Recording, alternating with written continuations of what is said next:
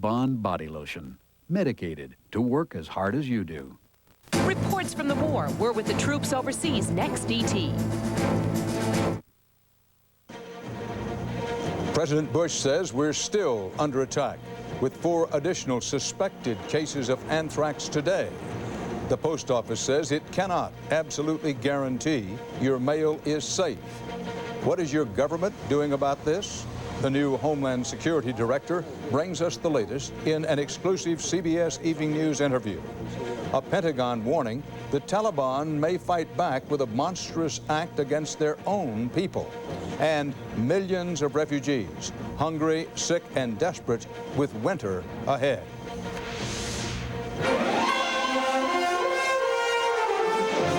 This is the CBS Evening News with Dan Rather reporting from CBS News headquarters in New York.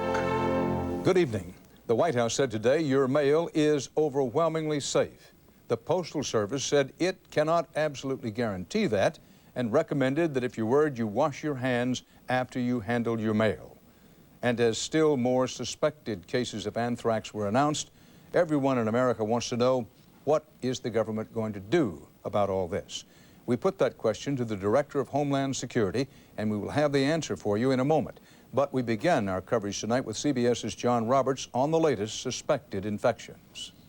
Postal workers marched into a hospital in Washington today, anxious because 4 more of their colleagues are in the hospital tonight with suspected cases of inhaled anthrax. Angry that they were given antibiotics but not tests for anthrax exposure. How do I know what I got? They stopped swabbing people. They stopped testing people. As of tonight, workers at all 36 Washington postal stations are taking antibiotics. And after a second employee of the New York Post newspaper today tested positive for the skin form of anthrax, postal officials said they can't guarantee the mail is safe. At this point in time, the mail has a potential risk. Anybody who puts poison in mail is a terrorist. President Bush today vowed to find whomever is responsible, even as investigators searched for the source of anthrax at a facility that screens White House mail. Sources tell CBS News the Secret Service does not believe any anthrax was sent to the president and expects that a letter probably picked up spores as it went through sorting machines at the contaminated Brentwood postal station. The White House also today announced a deal to buy 100 million doses of anthrax-fighting Cipro antibiotic at reduced prices as a protective stockpile. But from a conference on public health in Atlanta today, criticism that the president's strategy is misguided, spending money on drugs and vaccines at the expense of frontline detection and rapid response. The first responders are the state and local health departments, and that part can't be ignored if we're going to have a strong public health system that is truly part of the national defense. The Postal Service today announced that it was taking new defensive measures to protect the American public with the purchase of the first new machines to sterilize mail through irradiation. It hopes to begin installing them in high-risk postal stations sometime next month. Dan? John Roberts reporting live from the White House. These were not the first reassurances given to postal workers concerned about being exposed to anthrax on the job, and the latest reassurances did not end the postal workers' concerns. Far from it. CBS's Lee Cowan reports why.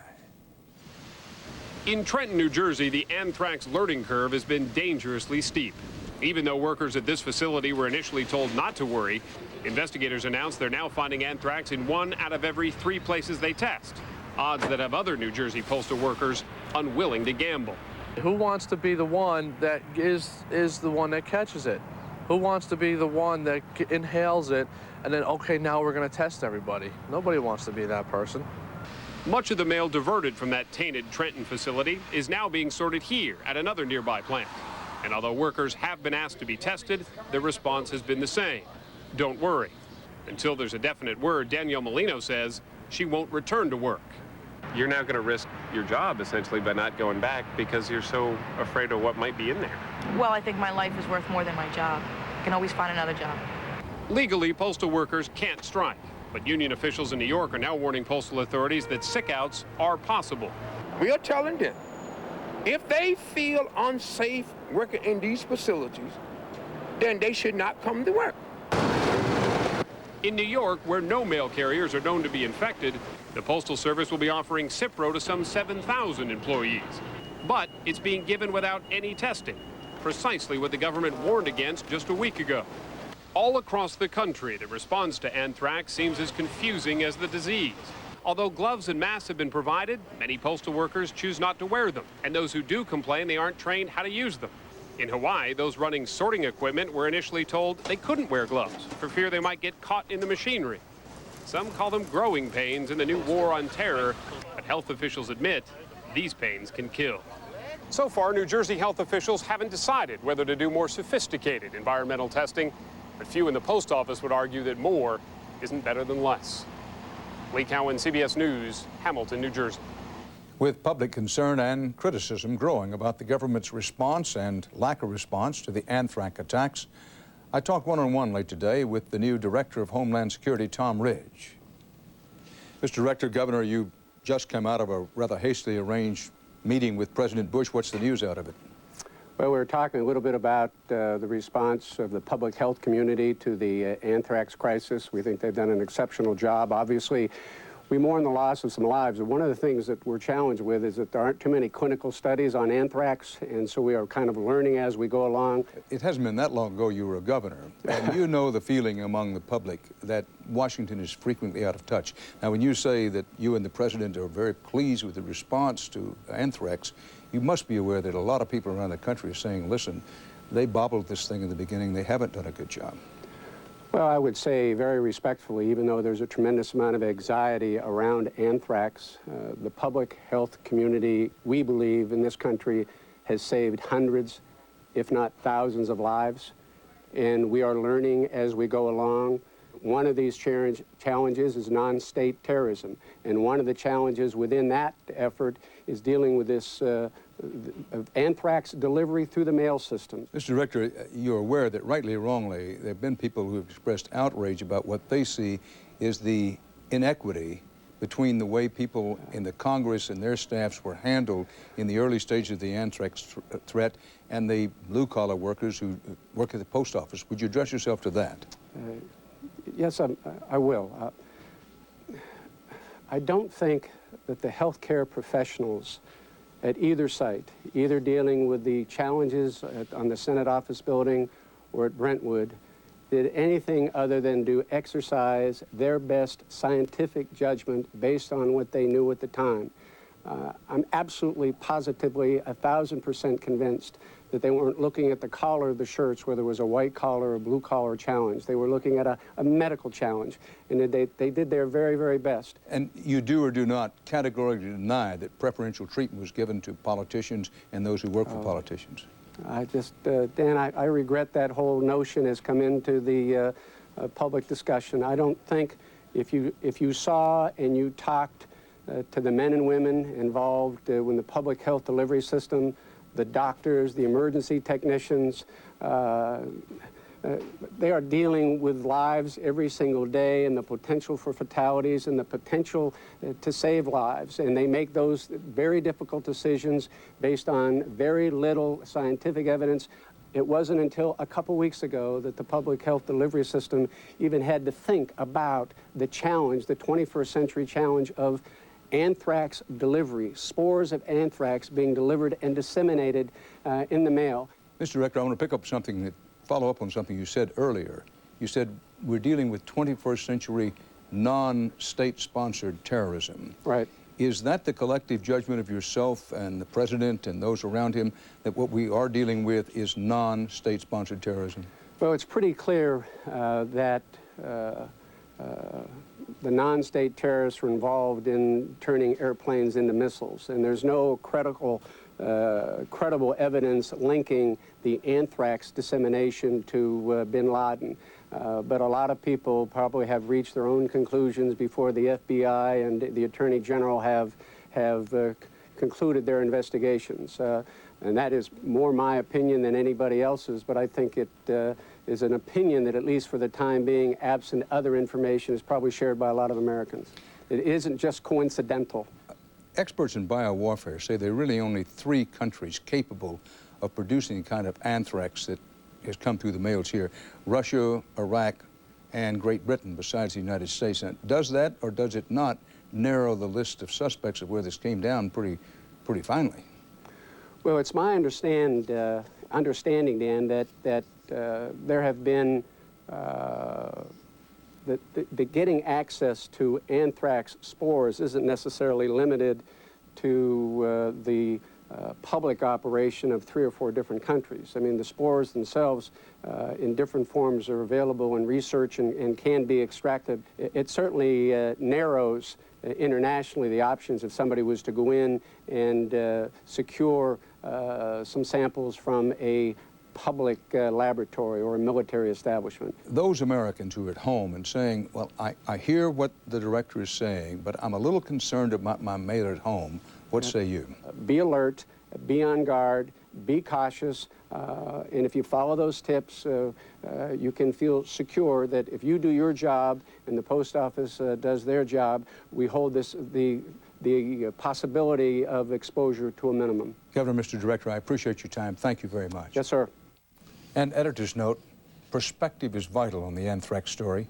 In a country of 285 million Americans, the number of confirmed infections is 12. Of those 12, 3 are known to have died. The U.S. Defense Department said today that it was concerned that after 18 days of bombing, Afghanistan's Taliban leaders may be growing so desperate they may kill Afghan civilians just to blame the United States for their deaths. CBS News national security correspondent David Martin reports that it would be another cruel twist in a new kind of war where time is a weapon. The carrier Vincent took on a fresh load of weapons for more strikes against Taliban troops in what is becoming a race between America's overwhelming military superiority and the Taliban's efforts to turn world opinion against the bombing campaign. According to the Pentagon, the Taliban is likely to try anything to win the propaganda war, including poisoning food destined for starving civilians. We are confident in the information that we have that they may intend to poison one or more types of food sources and blame it on the Americans. Also, according to the Pentagon, the Taliban is trying to increase the chances American bombs will kill civilians. This satellite photo shows a mosque in the middle of a radar site. The U.S. bombed the site anyway, including a helicopter which had been moved in right next to the mosque.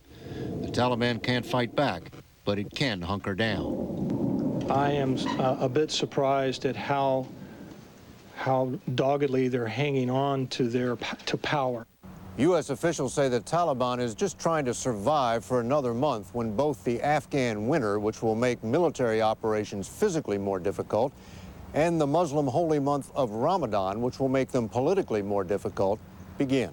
As we approach this period of Ramadan and winter, we'll just have to make an assessment at that time as to where we are.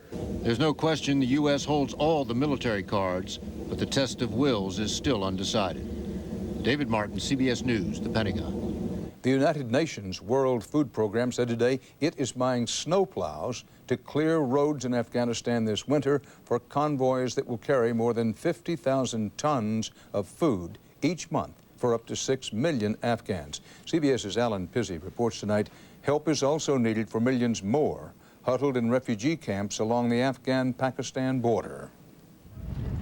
The Pakistan government has finally opened its border for Afghan refugees, but just a tiny crack in response to international pressure. The UN has been allowed to set up a temporary refugee camp at the Shaman border crossing, a place where sudden dust storms choke everything. But only the most desperate are allowed to cross the border. I am sick and thirsty, this woman says, and I have no money left. She and others like her are allowed in because with barbed wire and plenty of police, the Pakistanis finally have control here. But everyone knows the refugee crisis is about to get worse. They're coming from the north and from the east, and they say that there's more coming. And the weather makes everything worse. In about 3 weeks' time, the snows fall and about 1 million people are cut off from any form of aid. And there's a medical crisis, too. UNICEF estimates 100,000 children will die if immunization cannot be extended across the border. This camp is classed as a temporary safe haven, a place from which refugees will eventually move on. Standing in the middle of it, one question springs uppermost to mind. If this is a haven, what did these people leave behind?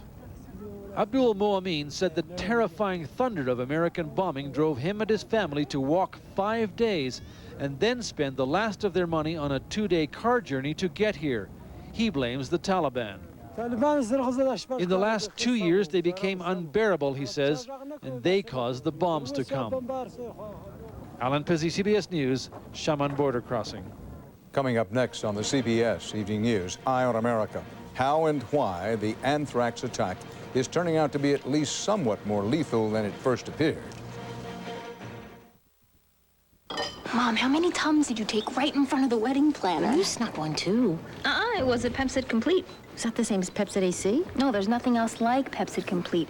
It works fast like Tums, but it lasts for hours like Pepsid AC. So your heartburn goes away and then stays away. Chewable? Calcium? I gotta try this. Decision? Tony, fabulous. Pepsid Complete. Just one, and heartburn's done. Have you tried the anchovy cookies? Oh, yeah. And the jalapeno dip? Just when it seems like life couldn't get any better, your whole world can turn upside down. But if you're a Farmers Insurance customer, you can call our new Help Point service the moment it happens. We can answer the questions you can't. Farmers Help Point is here to care and really take care when you need it most. Farmers, get you back where you belong.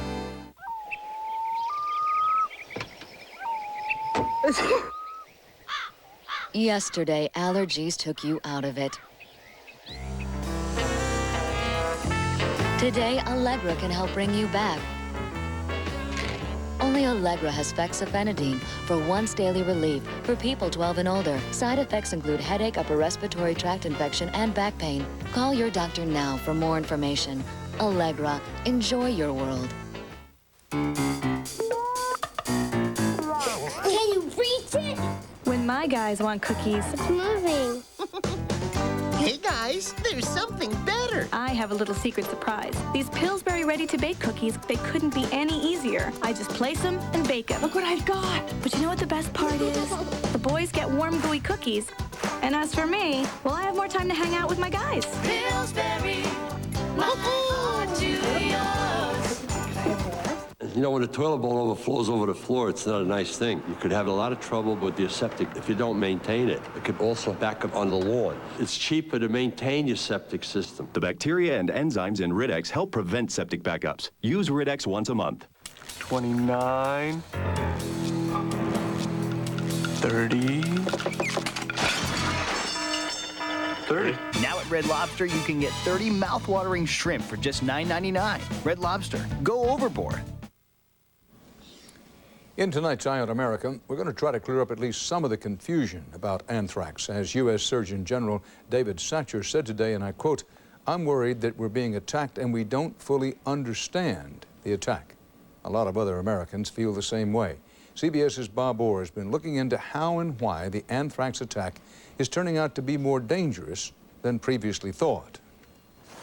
Investigators still don't know where it came from, but the anthrax that killed 2 Washington postal workers seems to have the hallmarks of a sophisticated weapon built by someone who knows how to deliver a lethal blow. Somebody knew exactly what they were doing. Richard Spurtzel, who helped the United Nations track chemical and biological weapons in Iraq, says a microscopic amount of anthrax can kill if it's carefully refined and becomes airborne. If the concentration of material in the air were sufficient, certainly one breath would be enough. Although there is little research on the effects of anthrax on people, microbiologists agree a dosage of 8,000 to 10,000 spores can be fatal if inhaled. But you have to understand, these are not apple size.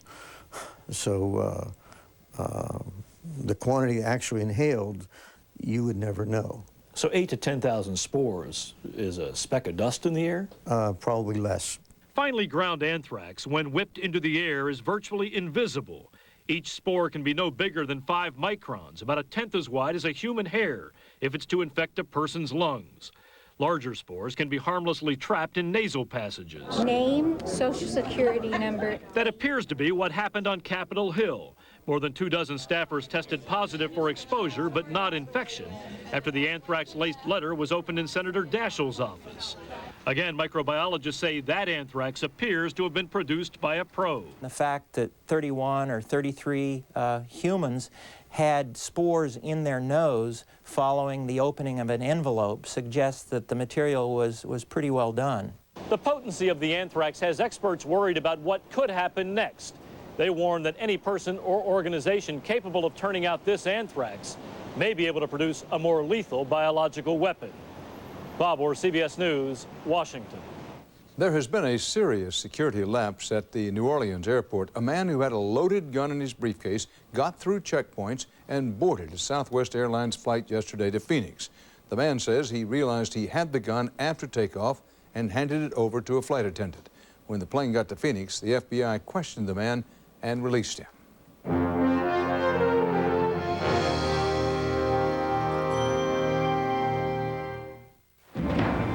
I'm every man. And every woman who ever suffered from frequent, persistent heartburn. If you've treated your heartburn and changed your diet, but it comes back 2 or more days a week, then you may know about the burning pain of acid reflux disease. But there's something about acid reflux that I didn't know. Over time, that acid churning up can wear away the lining of your esophagus. I didn't know. I didn't know. I didn't. But today, there's a purple pill called Nexium. It's from the makers of Prilosec.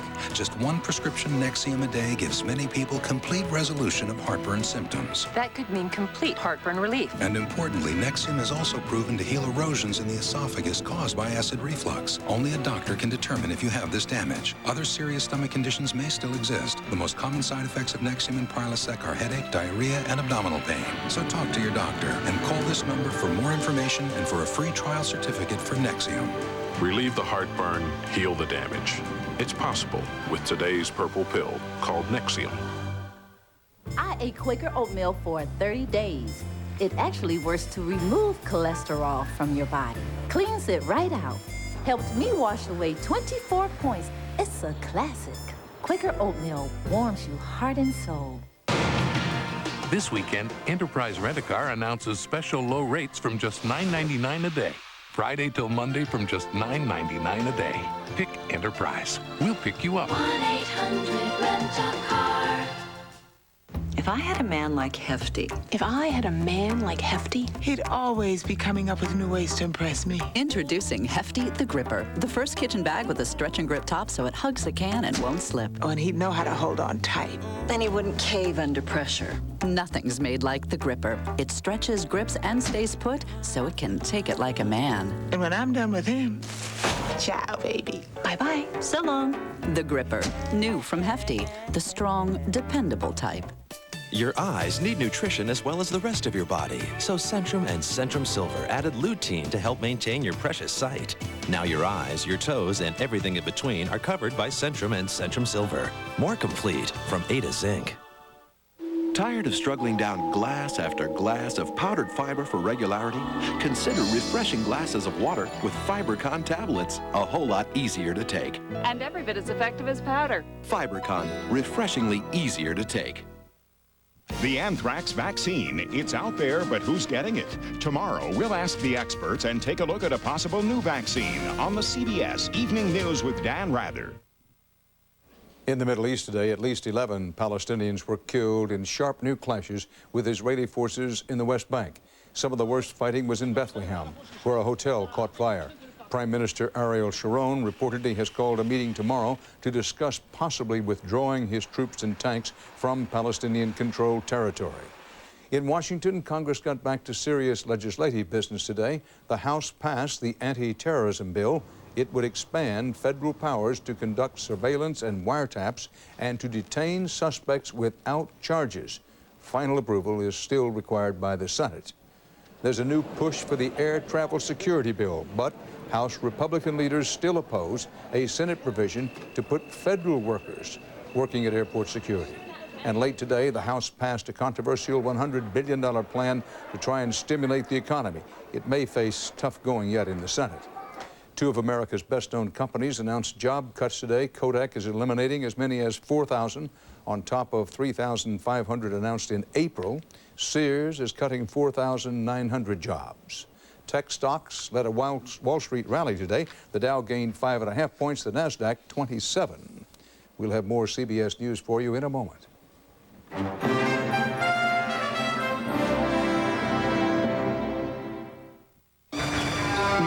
should ask your doctor about Flonase nasal spray or call 1-877-FLONASE. When your doctor writes your prescription for Flonase nasal spray, you'll be glad you took the time. Why wait? All you want is Flonase. You know, when a toilet bowl overflows over the floor, it's not a nice thing. You could have a lot of trouble with your septic if you don't maintain it. It could also back up on the lawn. It's cheaper to maintain your septic system. The bacteria and enzymes in Rid-X help prevent septic backups. Use Rid-X once a month. I feel like it's crazy here. My family always eats in shifts. There's the twins first, home from school, then there's soccer practice. My daughter, Doreen, she's off to work. Then my husband comes home. He's always late.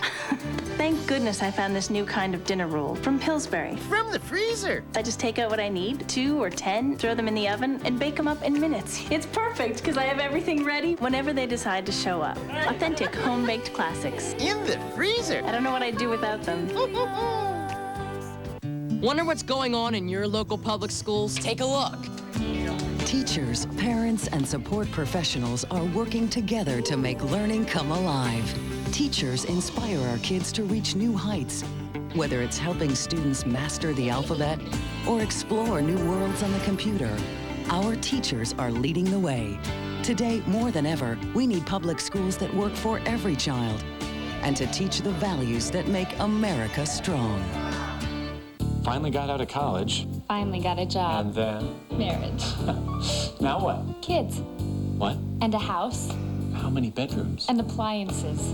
That's the easy part. At your local brand source store, great value, selection, and service allow you to focus on the more important things in life. And for the baby's room? Baby? Oh. Baby. Brand Source. We're your neighborhood expert. Pete Sampras knows about One-A-Day's new active multivitamin with more B vitamins and ginseng to enhance energy. One-A-Day. Get active, stay active. Just because you're strong doesn't mean you can't be gentle. That's also true of Imodium AD. Gentler than you thought, effective as you think. Americans were generous, but why aren't the victims getting the money raised after September 11th? And where did your donation go? We'll see you at 6. At Fort Myer, Virginia today, 72 Americans were honored for brave service to their country. Some are in military service, others are civilians, but all received Distinguished Conduct Medals for risking their lives to save others during and after the September 11th terror attack on the Pentagon.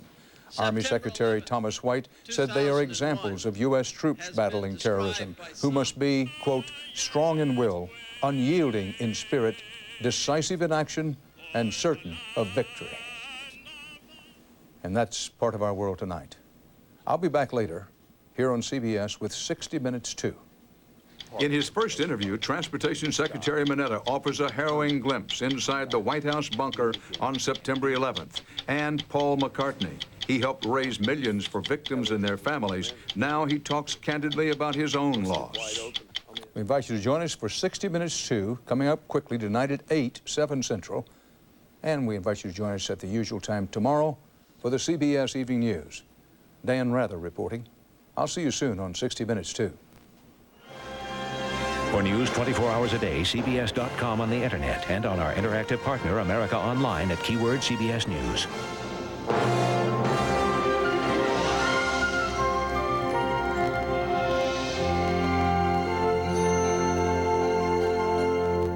Temperature in Portland,